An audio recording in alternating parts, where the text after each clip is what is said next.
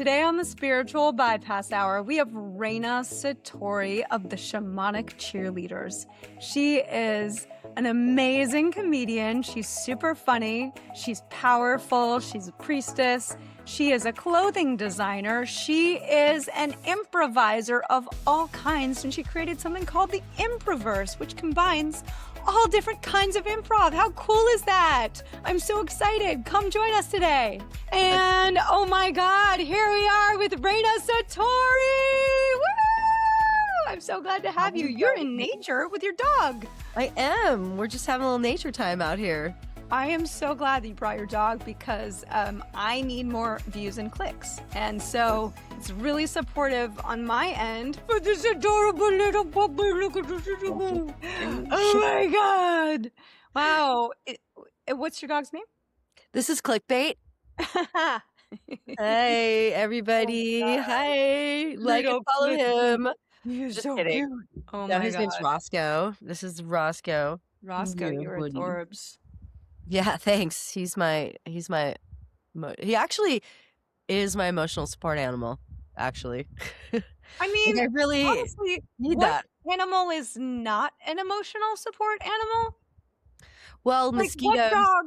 Mosquitoes, but like if you have a dog, I think there's either like attack dogs or emotional support animals. I Yes. really think there's only two kinds of dogs. Yeah. Yeah, You know, right. this One's is meant to attack other people who want to hurt me or attack my heart with love. exactly. Lick my Right? face until I'm Yeah. dead. Yeah, it's true. I agree. Raina, you are multi-talented. You are hilarious, amazing, delightful, fun. We have gone on tour together. Done many comedy shows together, organized by you, by me, and by the universe. We have done the Spiritual Comedy Festival together. You are a fantastic, funny comedian. You are an improviser, an improv teacher. You are the creator of the Shamanic Cheerleaders, and you design clothing. I mean, are you not the coolest, most Nevada City lady that ever existed? I mean, yeah, I guess I am.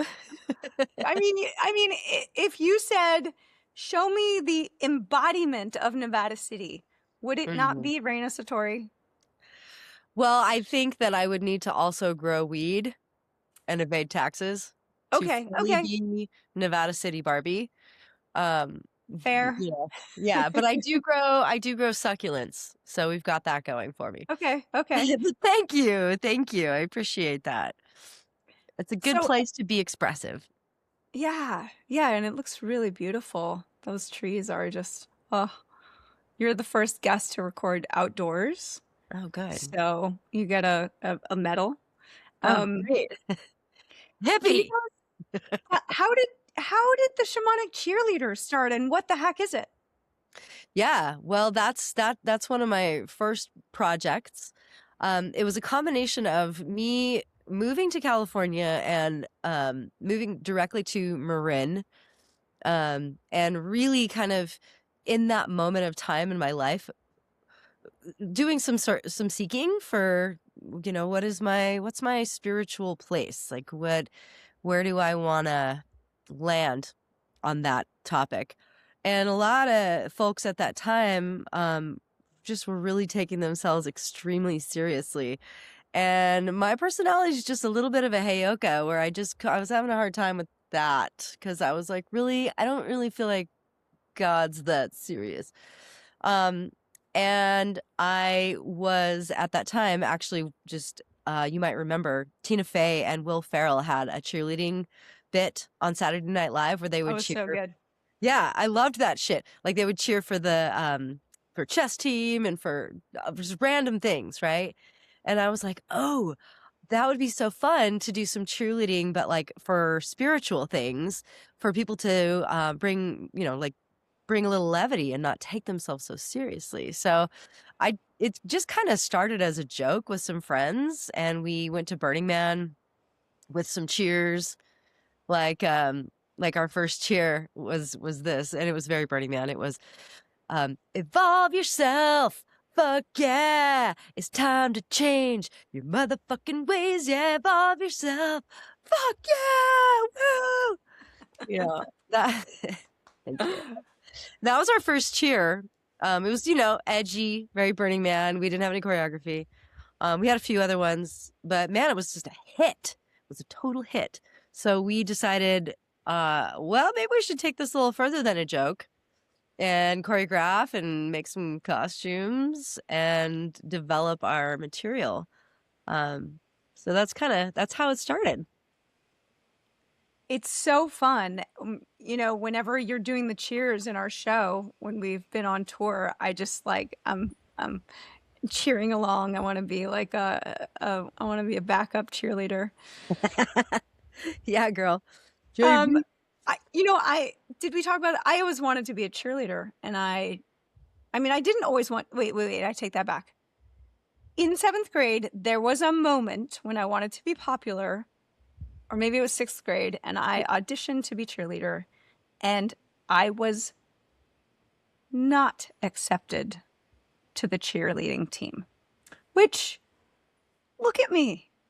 Like, I know. Acrobatic, energetic, full of cheer. How could I be denied? You're so bendy. I'm so bendy. But you know what? Also, I was a little FU. I was also a little like goth punk. So yeah, I could see that. I'm imagining that you actually had kind of like a similar issue that I had. I also auditioned for cheerleader and didn't make it. Yeah, and I also feel like, what the hell? But what it was, this is what I think, is that like, this is for reals here. This is serious. This is actual. Hold on one second. Roscoe, come here, buddy. Come on. Don't go in there. Come here. Come here. So this is what I think about cheerleading, and it's really legitimate, is that cheerleading is, in a certain way, it's watered down, but it is ritual leadership. Okay, because we're using movement, mantra, mudra in the form of dancing to focus a large group intention towards a desired outcome. That's ritual, right? So it got watered down and focused towards football, but we don't have to use that power for football. As soon as I redirected that ritual leadership towards evolution, towards personal growth, towards like spirituality, suddenly my spirit came up, right? Like when you audition for cheerleader in high school, they want you to do something called spirit. You run out and you're like, woo, number 1, woo, yeah, woo. You jump out, you do cartwheels and stuff like that, right? I totally could not muster that for football.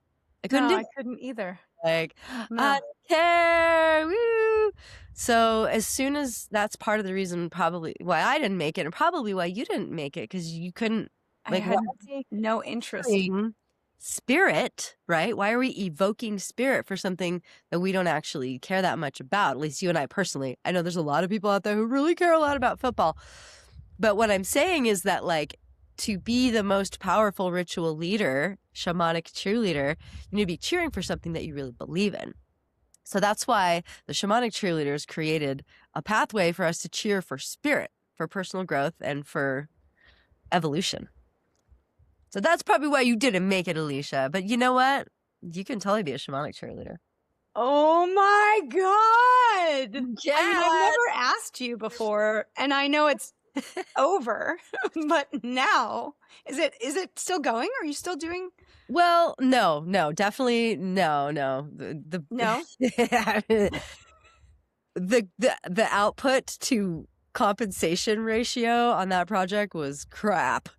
Financially, but spiritually was so much. Spiritually is pretty powerful output to compensation ratio. This is a great the amount of joy that you bring people. I should tell the bank that.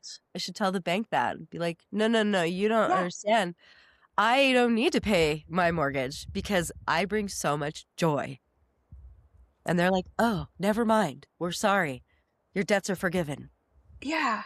You know what you could do is make it a class for everybody who wanted to be a cheerleader, and then they can pay you money to become a shamanic cheerleader. True, that's true. I had considered that whole, because you remember back in the what it was like early 2000s, every single person in California created a modality. Yes.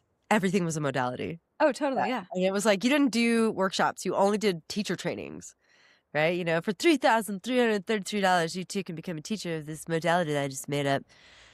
I remember that shit. I still do shamanic cheerleading as part of my stand-up comedy. So I shifted it now to where I'm the captain and then I make the audience the cheerleaders. So I do more of a sacred pep rally, right? Like we're all together doing the pep rally. Can you give us one more little taste? Oh, you want a little taste? Sure. What do you want to cheer about, Alicia? I love the one about the poop. The poop one. Get your shit together, get your poop in a group. You gotta pick up all the pieces and consolidate your feces. Get your shit together, get your crap in a stack. Organize, strategize, or hit the road, Jack. It's so good. Wrong one! Om Shanti! Go God! I love it. I love it. Thanks. How do you write these, Raina? Like, I mean, they just like spill forth? Well, honestly, that cheer, the poop in a group cheer, came as a result of having a super slacker partner. He was just not getting it together, and it arrived. I just channeled it. I was getting a download, and I channeled it. But they just come through. Yeah. I think that, so I was actually in marching band in high school and was the mascot of my university. And I spent a lot of time around the cheerleaders and orienting to the cheerleaders. I never was one. But I just I think that, when you grow up in a certain environment and you're used to hearing things come through in cheer form, I think your brain just brings your knowledge through in that form.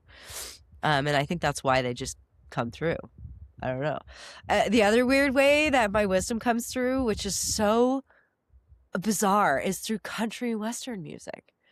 I don't even listen to country, but when I hear a song that's coming through, it always comes through in country format. You have a country flavor about you. There is a little something that makes me think you could wear a cowgirl hat with ease. Yeah, I'm only one generation removed from the ranch and the farm on both sides. So, yeah. The transmission comes through somehow.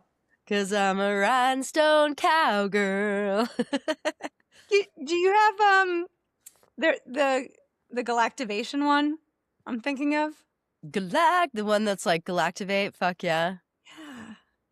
Galactivate, fuck yeah. We used to say 2012 is just around the corner. Galactivate, fuck yeah.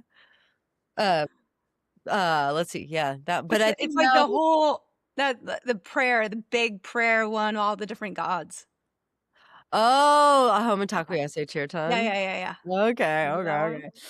This one is guaranteed to get you a backstage pass in heaven, and if you do this cheer, you will definitely go to heaven because if we're covering all the world's major religions.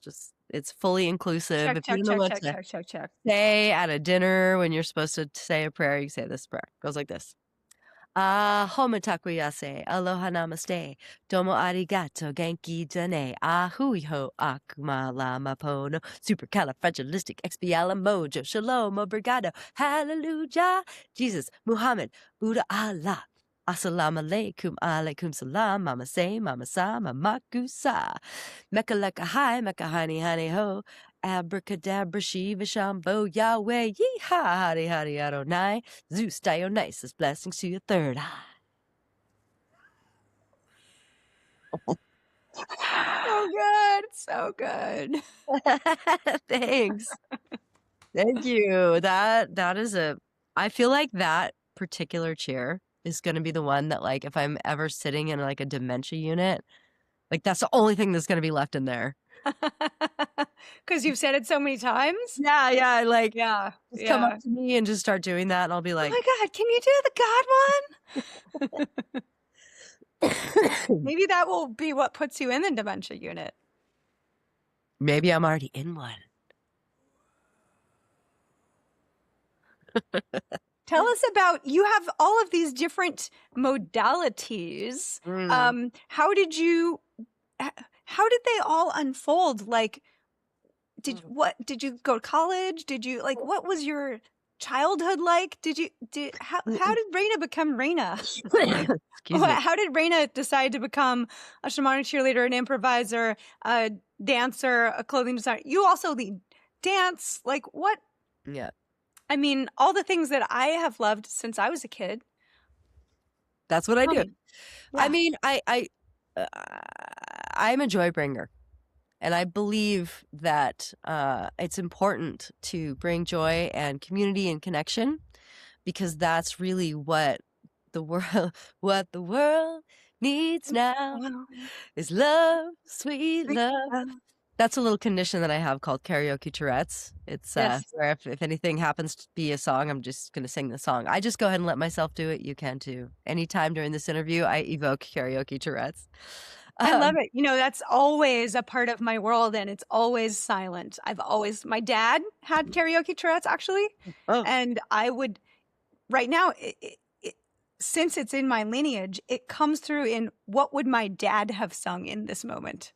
Because he Oh, would, yeah, interesting. yeah. That's funny. Well, you eventually might wanna unhook yourself from his reality so that you can have your own My own Tourette Tourette's. experience.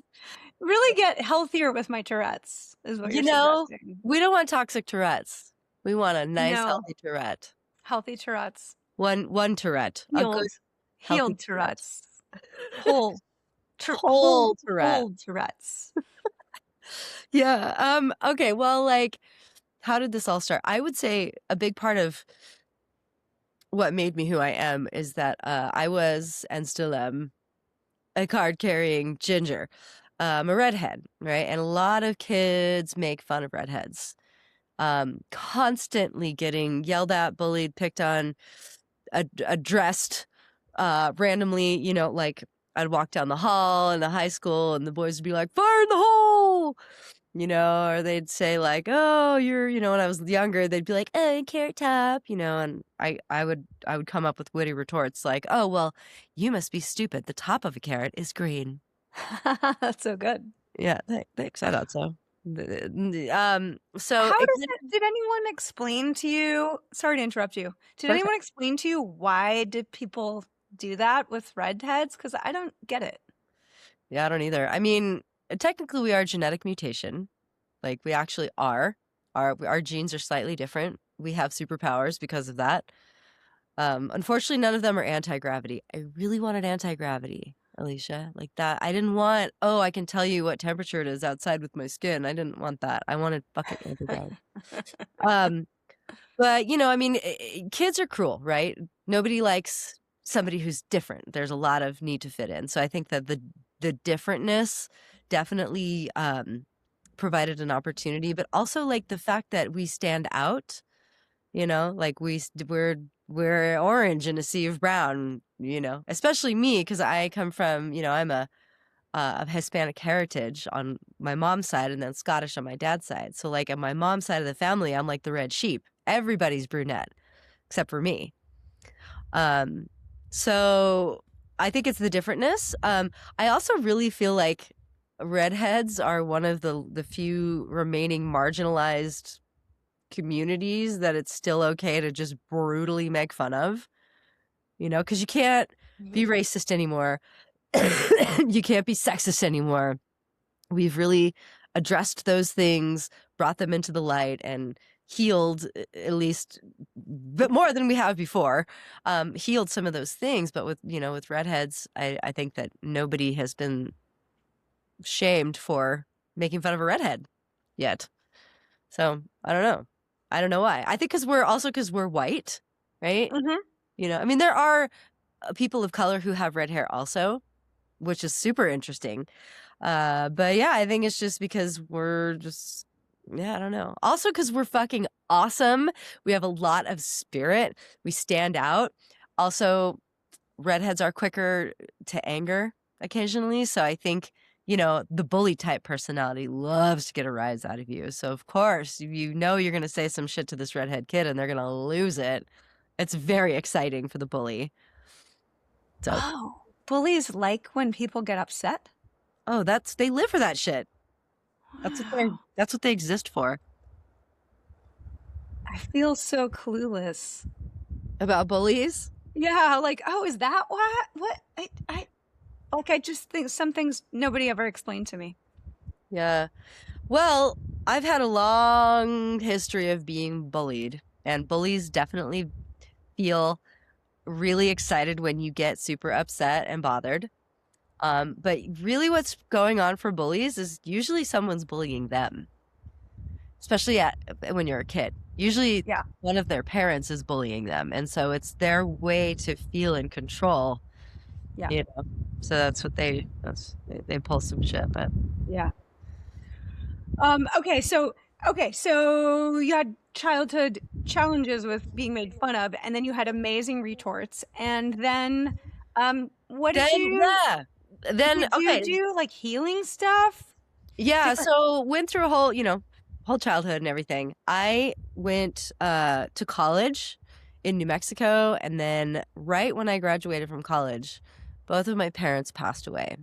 They died in the same week from cancer, and they weren't even married. Like it was just a crazy timing thing that happened. I mean, Wow. you know, I'm sure it was planned somewhere. But they both passed away of cancer in the first week of the year 2000. So I kind of had my own personal Y2K. And as you can imagine, that was a really traumatic experience. Not to mention, it was compounded with the fact that I was actually in an abusive relationship at that time. And my mom was married to this guy who was a complete, well, he was not a good person, and he kind of seemed like he was just trying to get my mom's belongings and money and stuff. So when they died, I had a lot of really intense things to face because I had a lot of responsibility poured on me at 23 years old. And so I did manage to navigate through a lot of that stuff, but I started to do expressive arts therapy at that time. I went to the Tamalpa Institute. I went to it's in Marin, actually. I studied with Anna Halperin and did a lot of dance therapy, and it helped, like the expressive movement and the capacity to travel through the modalities from dance to poetry to drawing to performing back to dance, and just like continue through those modalities really helped spiral down into a lot of stuff that helped me release a lot of stuff. And it showed me that actually being expressive and using the struggles that we have as fodder for art is not only incredibly healing, but there's so much beauty in it.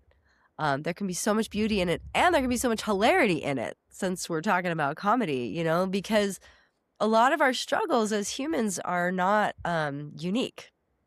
We share struggles. They might have different circumstances, but the struggles are similar. So it's a way to, you know, there's like a fractal that opens up when you are healing something for yourself and you're expressing it through art.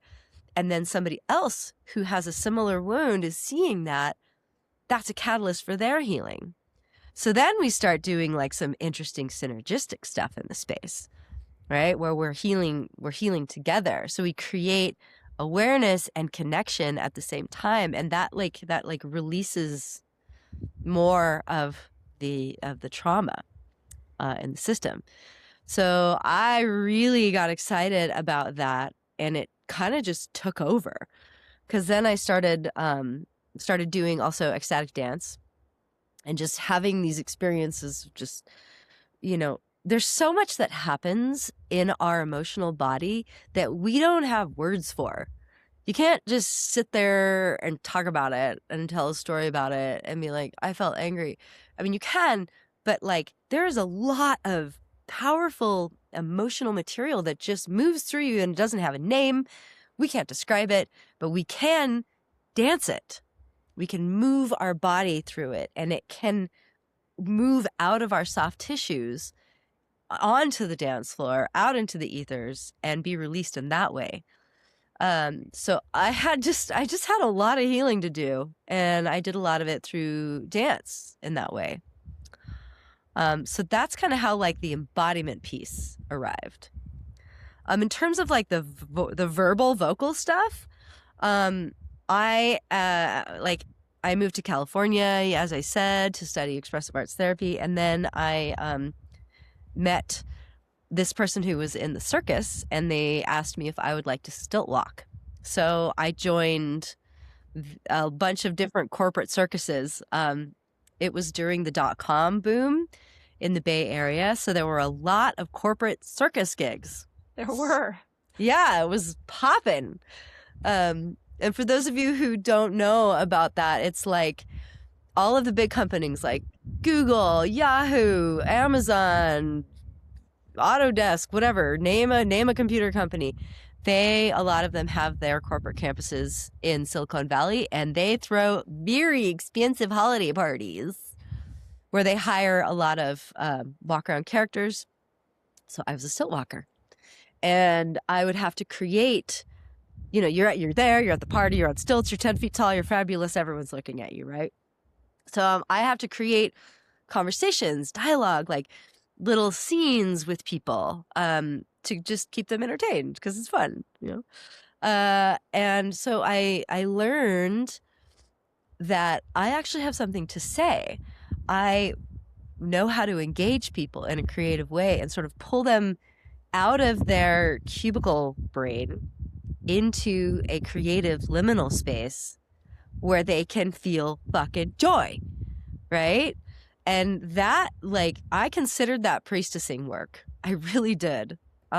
Because it is. I mean, that's what it is. Like, what are we doing? What's the whole point of any spiritual path is to find joy and connection to spirit and to each other, right? So I realized, like, oh, I'm doing something important here.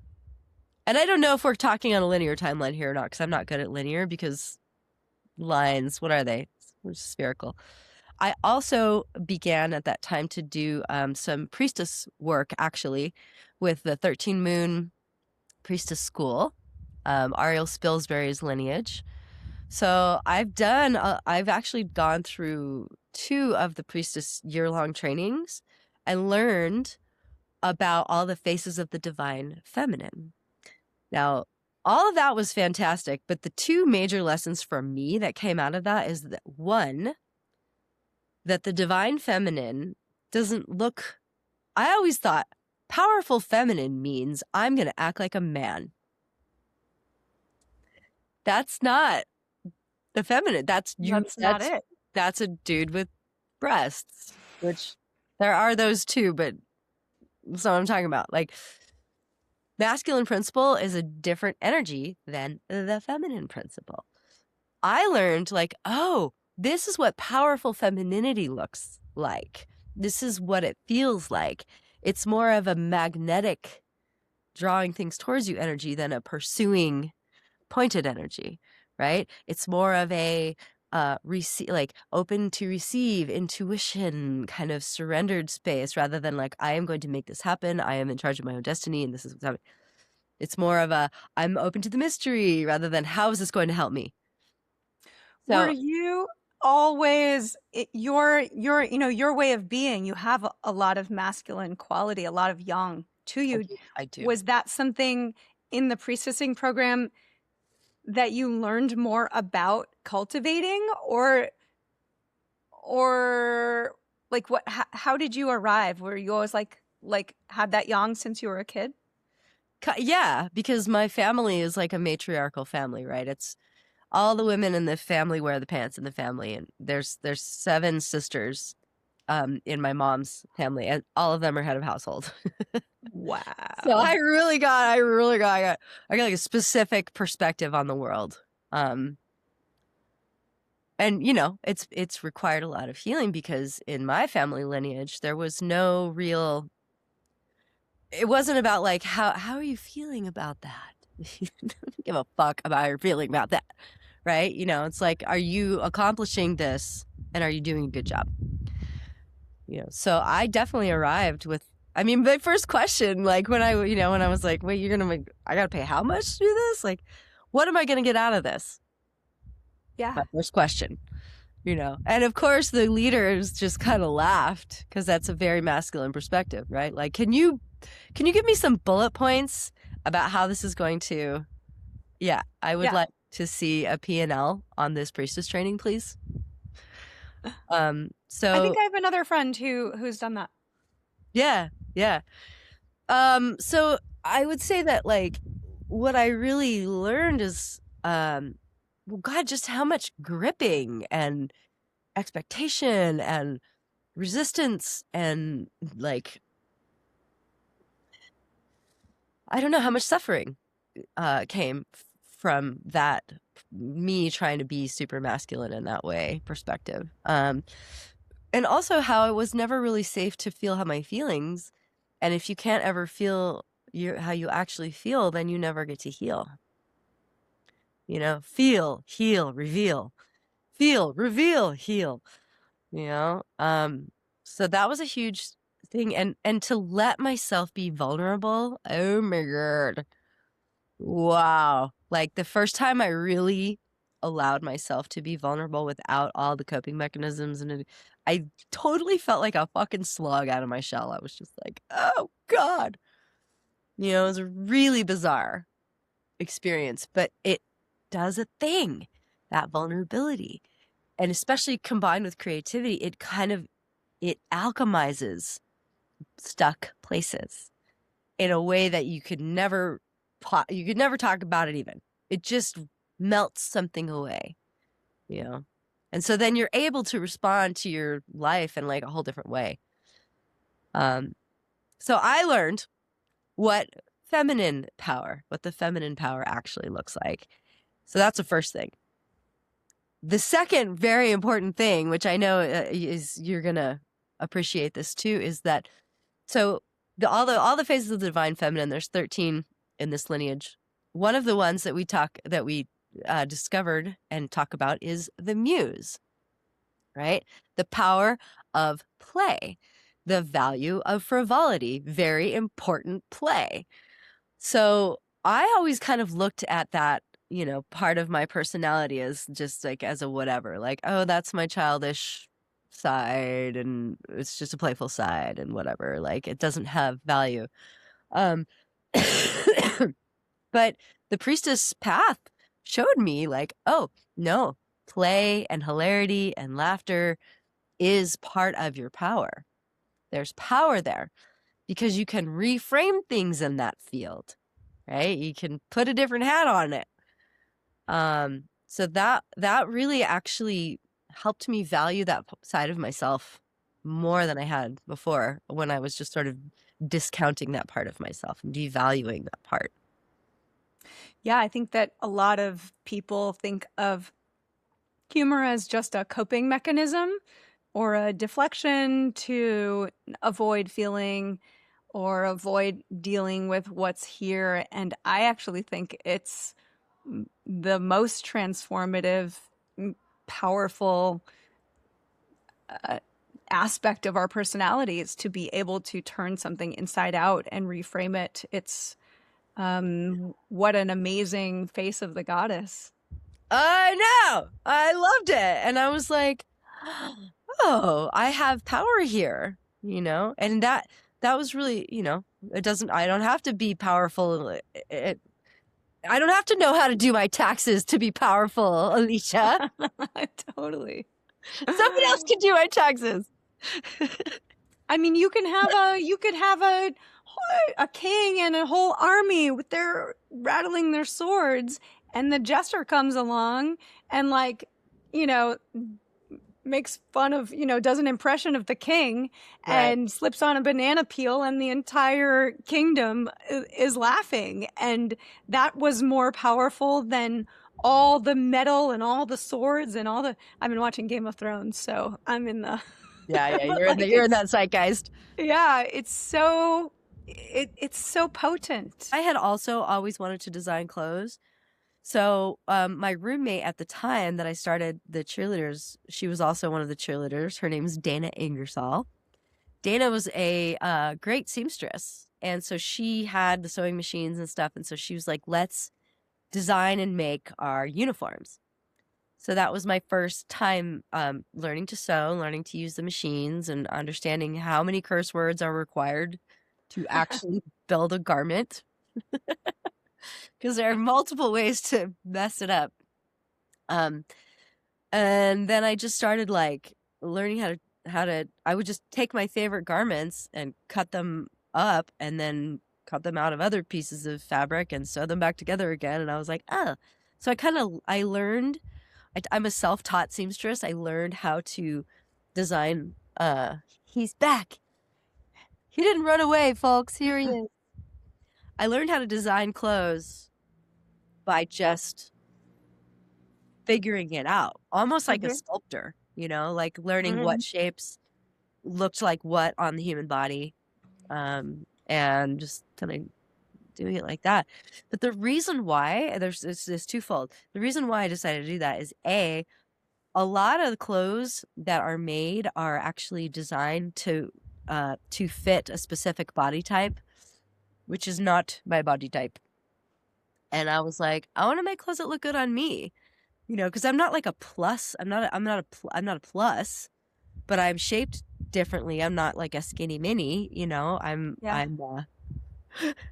my partner who loves crystals calls me botroidal. Do you know what botroidal is? No, what's that? It's bulbous. It's like how you describe a bulbous piece of mineral that has like the humps and bumps and it's round, That's great. That's great. I've never heard I've never heard that word before. That's great. Botroidal. Yeah. Botroidal. Yeah. Sounds a little dirty. I mean, it's not. It's kind of weird. Like things that are botroidal are definitely lumpy, but my lumps at least are pleasurable to look at. You have the right lumps in the right places, girl. I feel like my lumps are all right. Yeah. Oh yeah, totally.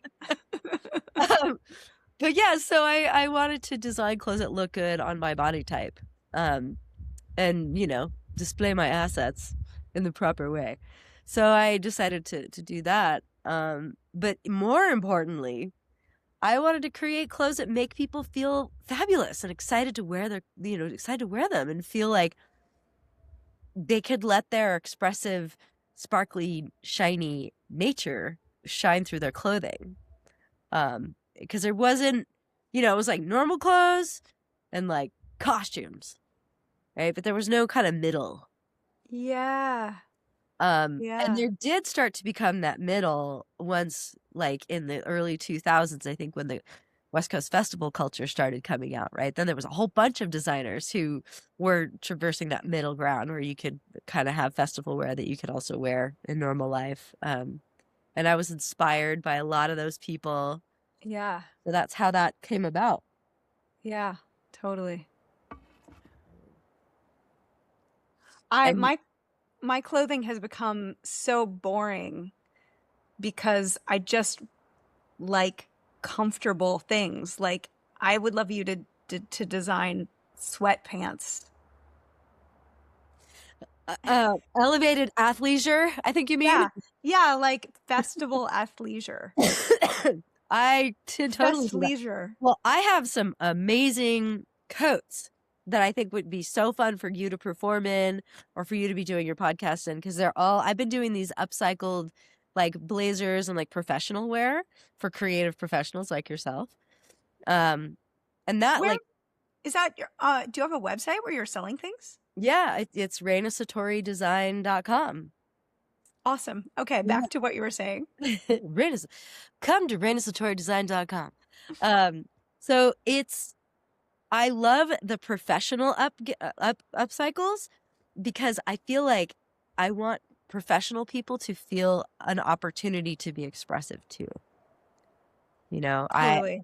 I love that. And so I make like, you know, women's business suits, but like zhuzh them all up with sparkles and applique and different like beautiful fabrics and textures and stuff. So I do that. And then I have a different line I call Cowgirls in India, which is like denim stuff that's been embellished with things from India, like saris or Indian clothing or different like cool beaded stuff. So it's got this like interesting vibe to it. I'm so excited to go look. It's been a while since I've seen your clothes, and I didn't know if you were still doing it. So that's really cool. Yeah, I'm just doing upcycles at this point. I stopped manufacturing entirely. Cool. Yeah. Okay, so you've got clothing. Are you teaching dance now, or mainly just improv? Well, I'm teaching contact improv, which is a dance form. So yeah, In my brain, I was thinking you teach improv, like comedy improv. I also teach that. Oh my God. Okay, so tell us about that. And have you ever taught a class that does both? My new class is called the Improverse. So the Improverse, the universe of improv, right? A lot of improv classes are just sometimes they're scene work and comedy improv, or sometimes they're just vocal improv, or some of them are just movement improv, or some of them are just contact improv, right? Which is like improv, movement improv with another person. Well, I can do all of these things. So we're doing the full spectrum of all of those because I feel like let's fire the grid. Let's charge the whole system, awaken all the DNA for a full activation of the muse. So I teach classes that are a combination of all of those things, and we cycle through the modalities, kind of like how I was talking about with the expressive arts therapy training, cycling through the modalities. But instead of cycling through the modalities to kind of spiral in towards your personal issues, we're cycling through the modalities to spiral towards your joy. Raina, that is so amazing. Tell me how people feel when they walk out of class. You know what? Some of my favorite quotes. This one girl, she said, before I came to class, I wanted to kill my husband, and now I love him again. I was like, wow, amazing. Wow, improv did that. I know, it's so funny. I was like, oh, that's crazy. Yeah, and another woman said that the class made her feel whole again. Wow. So people, I think people like reclaim all these parts. There's like parts in it, like it brings them center again.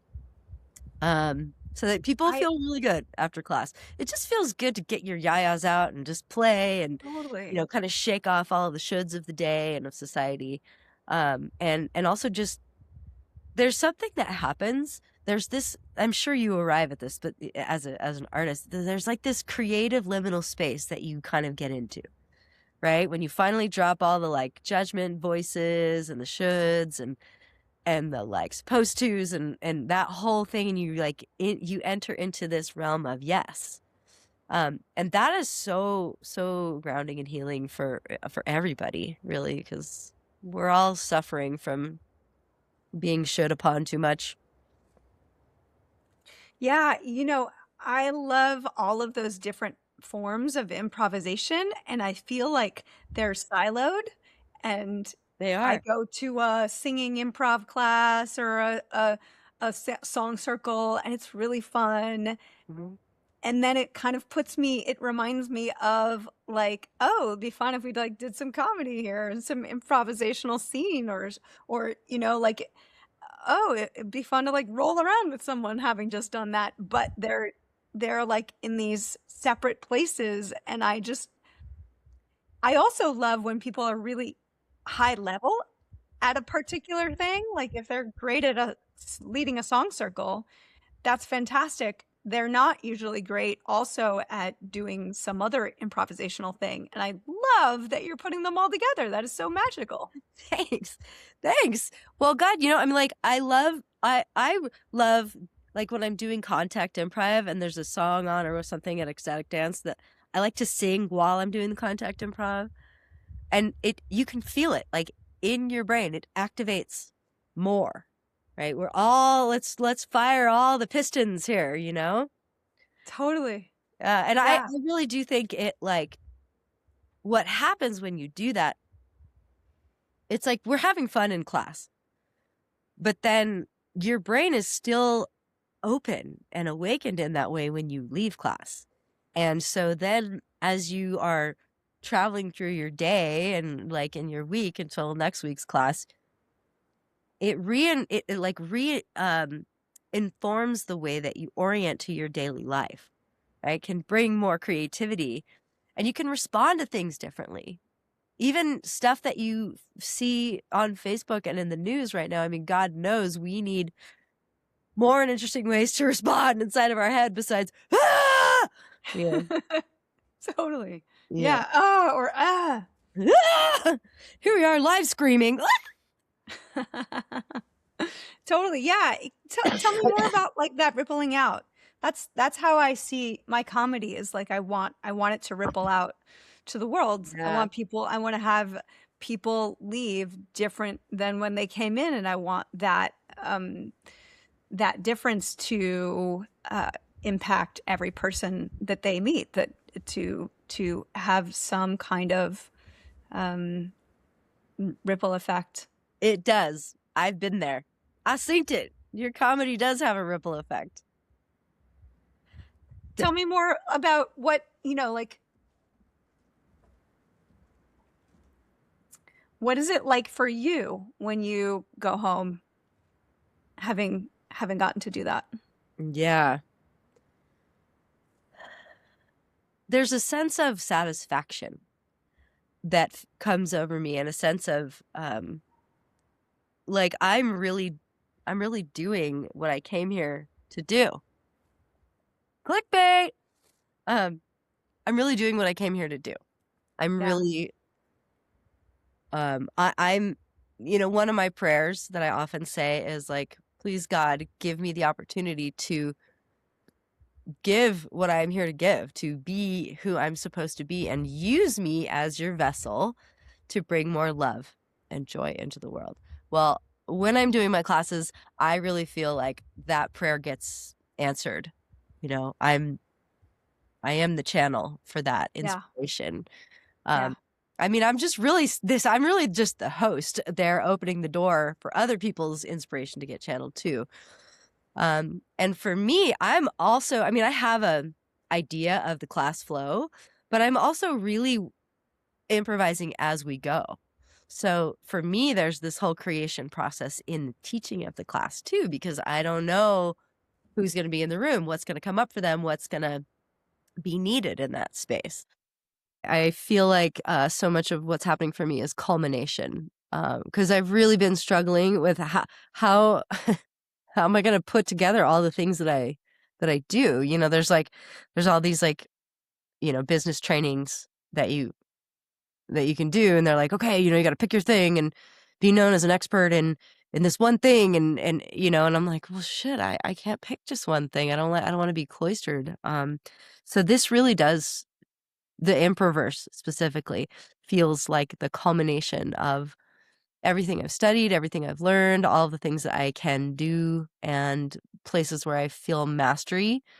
And interestingly, a lot of the places where I feel a sense of mastery are places that don't have mastery qualifications built into the system. You can't get a master in vocal improv. You can't get a master's degree in fucking, comedy improv. Like improvisation in general, that you can't really codify that in a way where you're like, so I've struggled a lot with that. But it feels good. And something else that's kind of, that I felt like might be interesting to share, and just to share with you personally, is just like, my mom died when she was 50, and I just turned 51. And there's this weird thing that happens in your psyche when you've had a parent that died when you were young, where you actually kind of think you're going to die at that same age. Like some part of your subconscious thinks that. And so now that I'm past the age that she lived to, there's kind of this weird feeling of like just uncharted territory. And also like, oh, now it's my life. Now I'm not living through the lens of her life anymore. Not that she forced that on me, but it just happens as humans. We live through the lenses of our parents. We can't help it, you know. So Yeah, that that's interesting. lens, I yeah. know two people close to me who have said that same thing, so it's really fascinating. Yeah, I kind of experienced that when I was going through my hysterectomy, actually, because my mom also had a hysterectomy, and she actually died of ovarian cancer.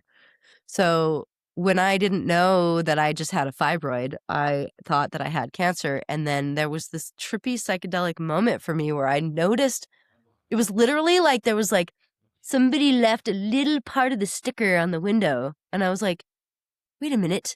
I'm looking at this whole perspective through her experience, not just through what's happening with me. And like, that was just such a revelation of like, oh, I need to have my own experience here. I don't have to relive the karma of my parent, you know.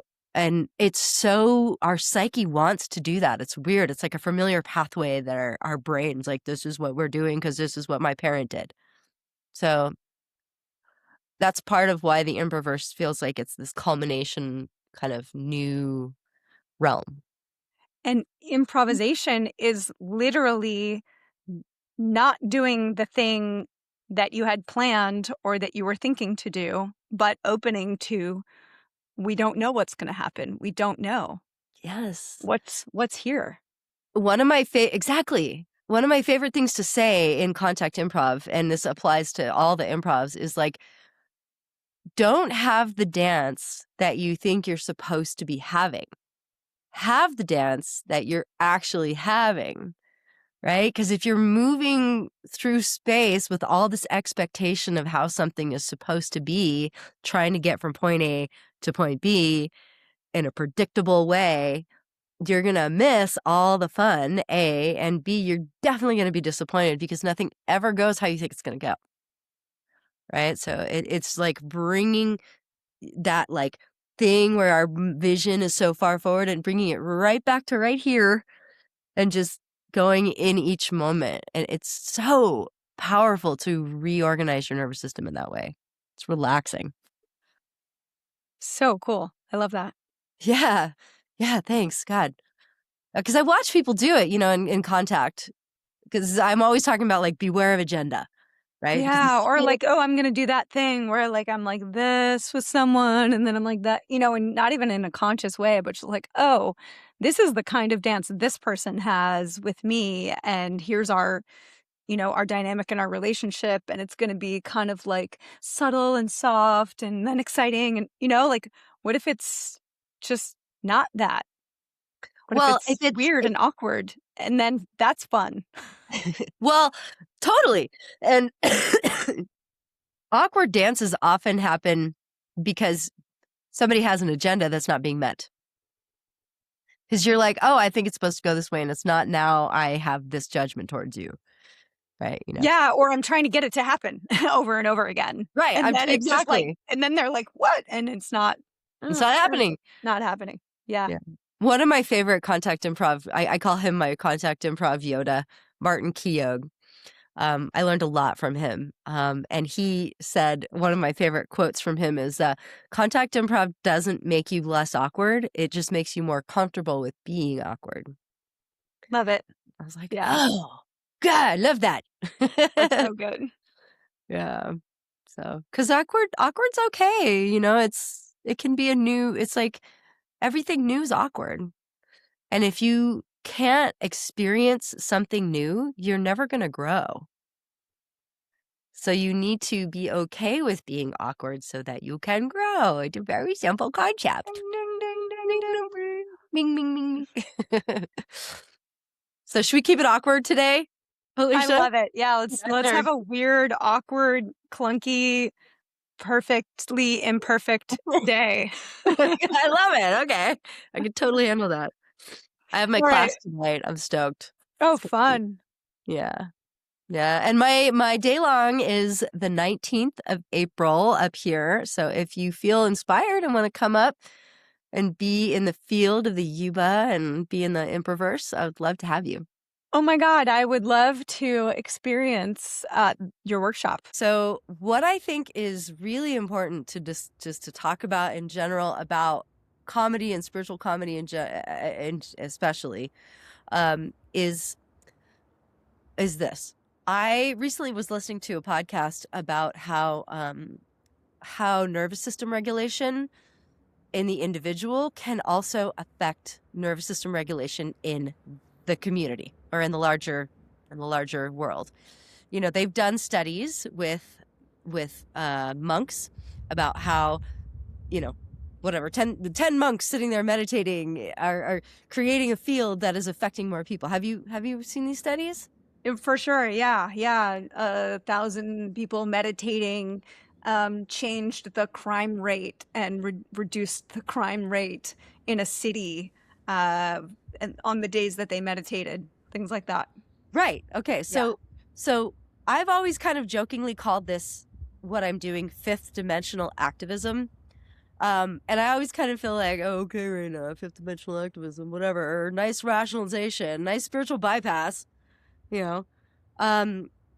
But it's not, because that is right there. That research that they did with the meditating monks, reducing the crime rate, there's some empirical evidence right there. That's not just spiritual bypass. That's actually spiritual presence, spiritual centering. So that is really important to me because, okay, so the monks are meditating, they're having a downregulated nervous system. Well, what about a nervous system that is infused with joy and creativity, right? That has all, like, let's activate as many of the DNA strands of creativity as we can. That nervous system is affecting other nervous systems in that same way too. And so I feel like this is one of the ways, like when we're feeling powerless about what we can do in the world, this is one of the ways that we can raise the ambient level of joy and of creativity so that we can find creative solutions. We can either find creative reframes for ourselves and our family and our loved ones. Maybe even there's, you know, maybe it translates into creative solutions for other big problems. But that's like really important to me right now. It feels like a whole other octave of what I'm doing in the world. Yeah, I totally relate. That is definitely like the central organizing principle of what I've been up to, and I love how you name it. I love how you speak it. Thank you. Yeah, because I want people to experience joy and happiness as much as is possible for them. I want that for people too. Some people are happiness challenged. We're happiness challenged. Are you feeling joy impaired? Is your joy box broken? Maybe that's another thing. Is your smile muscle atrophied? Is your buoyancy not so buoyant? Is your sense of humor feeling senseless? Is your sense of humor unsensitive? Is your giggle gone? Is your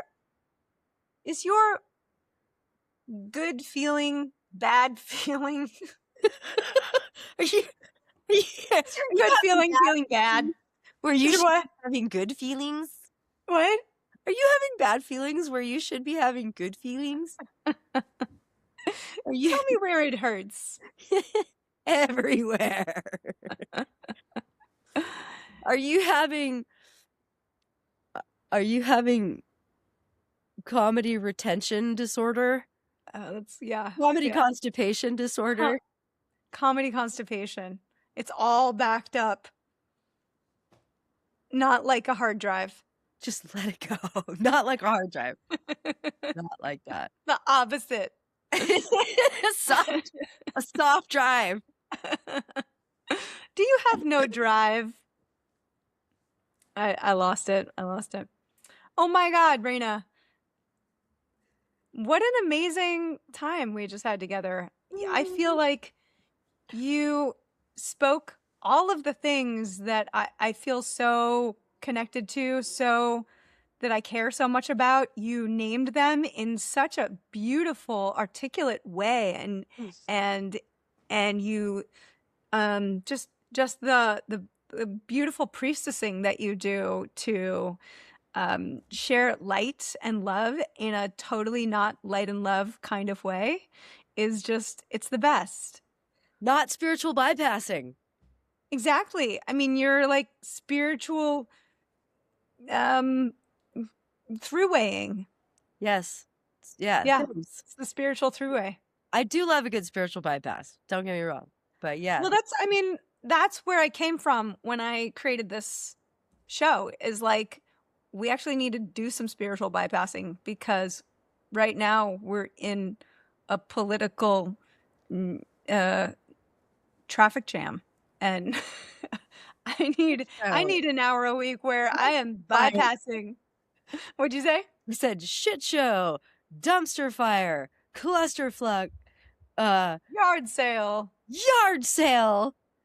traffic accident, train wreck. Yeah, all of the things. And so let's have an hour a week where I don't think about politics or talk about it or have a space of disagreement and division, but instead I have a place where like I connect with come back to what I'm here for. This is the purpose. This is it. You know what? I am fully with Buckminster Fuller on this, which is that we are really going to benefit. If you use all of your energy to resist and not like stuff and just be like, oh, no, I hate this, and no. If you use all of your energy for that, it's a waste of your energy. You need to use your energy creating what you want to see in the world. That's right. If I learned anything from the pandemic, it's that. You got to use your energy to create what you want instead of resisting what you don't want. And I so commend you for doing this, this podcast, Alicia. I love it. So potent. Yeah. So good at these things. Oh, yeah. I think it's that, like, oh, right, I want to live in a space of creation and not a space of destruction. You know, like, I think we're either like making something beautiful or tearing something down. And I totally agree with you. Or I agree with Buckminster Fuller. Yeah. that creation is the space to live in. Yeah, I've arrived at that same. Oh, hi. What do you think? Let's have a goodbye with the doggy. Oh, thank you so much. And I wanted to let you know also that if you'd like to work with me, I have weekly classes in Nevada City. I have a day-long retreat. I do day-long retreats up here as well. I also have residential retreats in Shasta. And those are called improv ashram. So if you feel like you need to unconstipate your comedy and re-glow up your joy body, you can find me.